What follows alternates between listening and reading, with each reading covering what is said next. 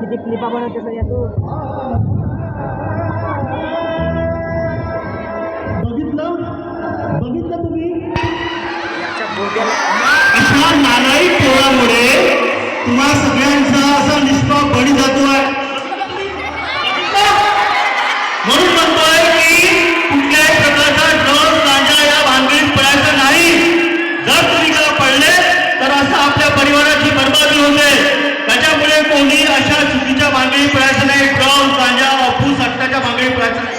बघितलं अशा नालायक मुलांमुळे अशा गोष्टी घडतात. म्हणून तुम्ही सावध राहणं गरजेचं आहे. पत्रकार साहेब खरा दोष याच्यावर आहे.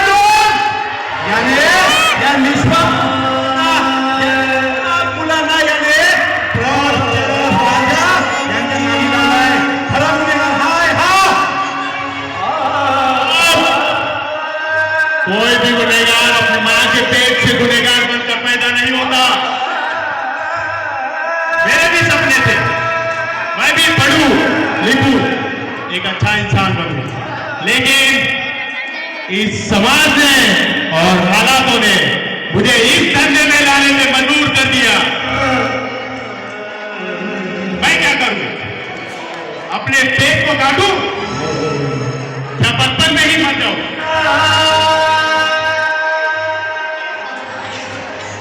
अरे यहाँ 80% गरीब है तो क्या हर कोई स्मगलर बनेगा? हर कोई गुंडा बनेगा?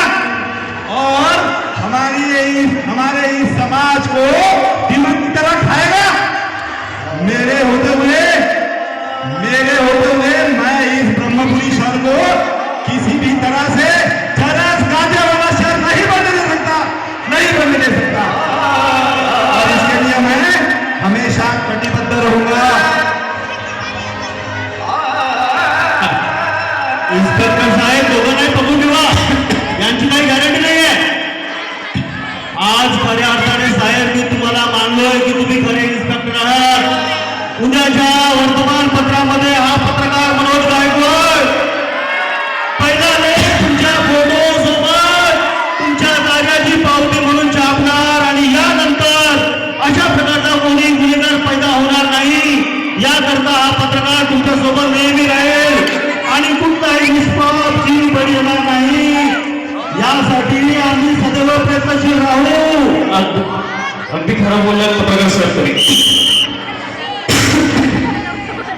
काय विचार झालो बघितलं. आज माझा बळी गेलाय कदाचित उद्या तुमच्यापैकी कुणाचाही बळी जाऊ शकतो.